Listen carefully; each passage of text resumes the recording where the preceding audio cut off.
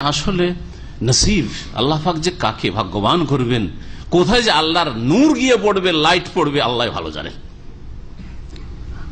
আর কোথায় যে অন্ধকার থেকে যাবে, আল্লাহ পাকের দিনের নূর পড়বেন, অন্ধকারের থেকে জুলমাত বা অন্ধকারের উপর অন্ধকারে থেকে যাবে। বদনসিব হয়ে আল্লাহ পাক যেন হেদায়েত দান। ইউদাব্বিরুল আমরা, আল্লাহ পাক সব কাজ পরিচালনা করেন, মনে রাখবেন।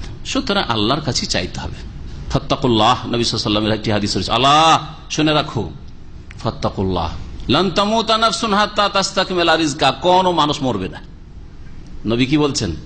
কোন মানুষ কখনো মরবে না, হাত্তা যতক্ষণ পর্যন্ত তাস্তাকমিলা রিজকা, তার রিজিক পুরা না হয়েছে।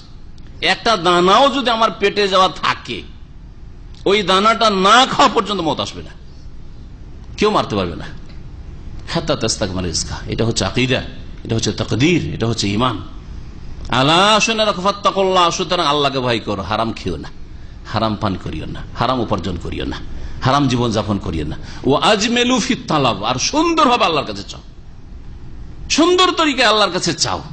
আল্লাহ দেন কিনা দেখে নাও, অবশ্যই দেবেন, কিন্তু সুন্দরভাবে চাইতে হবে। ইউদাব্বিরুল আমর, নিয়ন্ত্রণকারী আল্লাহ রাব্বুল আলামিন। কিন্তু শয়তান, ইবলিস, মানুষ শয়তান, জিন শয়তান ধোঁকা দিয়েছে যে তোকে পীর মুর্শিদে দিল, বাবা দিল, আটসি দিল, মাইজ ভান্ডারি দিল, খাজা বাবা দিল, জিলানি বাবা দিল, এসব জিন শয়তান মানুষ শয়তানে ধোঁকা দিয়ে দিয়েছে। তার কাছেই চাও। মামিন শাফিন ইল্লা মিন বাদি ইজনি, কোন সুপারিশকারী নেই একমাত্র আল্লাহর অনুমতি ছাড়া, তার অনুমতি ছাড়া কোন সুপারিশকারী নেই। তাহলে সুপারিশের জন্য আল্লাহ পাকের অনুমতি লাগবে সুপারিশকারীর জন্য, যে তুমি সুপারিশ করো, এই অনুমতি একটা শর্ত। দ্বিতীয় শর্ত, কার জন্য সুপারিশ হবে তার উপর আল্লাহ পাকের রেজামন্দি লাগবে। ওয়ালা ইয়াশফাউনা ইল্লা লিমানির তাদা, তার জন্য একমাত্র সুপারিশ করতে পারবে যার জন্য আল্লাহ রাজি হবেন, যে ঠিক আছে চাও। তো যার তার জন্য এসে দরখাস্ত করে দেবে আখেরাতে, আর নিয়ে যাবো একে আমি জান্নাতে, এর উপায় নেই, এর অবকাশ কোরআন হাদিসের নেই। এই দুটো শর্ত মনে রাখবেন।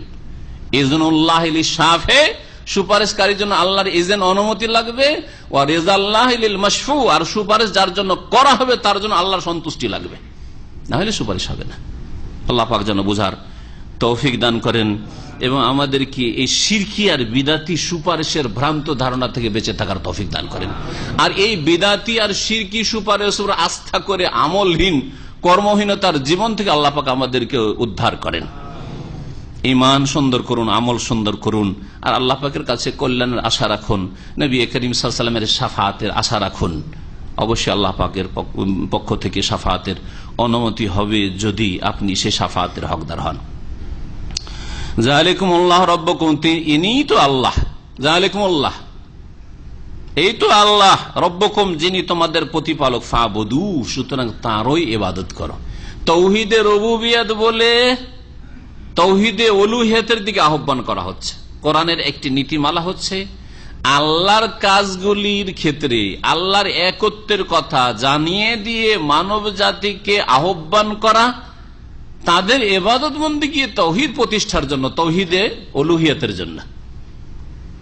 অন্য ভাষায় দিয়ে বলি খুব সহজে বুঝতে পারবেন কথা, কারণ তাওহীদের কথা সূক্ষ্ম কথা। তো যখন আল্লাহ সব কাজগুলি করেন তোমাদের, তাহলে ইবাদত আবার কার করবে? বুঝতে পারছেন এবার কথা? আল্লাহ সব কাজগুলি করেন, আর ইবাদত করবেন কার? অন্যর। খেতে দেন কে? হায়াত দিয়েছেন কে? আপনাকে মানুষ করে সৃষ্টি করেছেন কে? সুস্থ রেখেছেন কে? আপনাকে বিবি ছেলে মেয়ে দিয়েছেন কে? নিরাপত্তা দান করেছেন কে? হ্যাঁ, তাহলে সবকিছু যখন আল্লাহ করেন, তো ইবাদত আবার দরগার আর দুর্গার, নালায়েক মানুষ এতটুকু বুঝে আসে না। তাওহীদে রুবুবিয়তকে তাওহীদে উলুহিয়তের দলিল হিসাবে, প্রমাণ হিসাবে আল্লাহ পাক কোরআনে কারীমের বহু আয়াতে পেশ করেছেন, যেখানে রুবুবিয়ত পেশ করার উদ্দেশ্য হচ্ছে কাজ যখন আল্লাহ করেন, হ্যাঁ, যিনি দেন, নুন যার খাও তার গুণ গাও, নিমক হারামি করিও না। মুশরিক নিমক হারাম খায় আল্লাহর, সব নিয়ামত ভোগ করে আল্লাহর, আর গুণ গায় দরগার নাই দুর্গার, লাত উজ্জা মানাতের। ফাবুদু, ইনি তো তোমাদের রব, সুতরাং তাঁরই ইবাদত করো।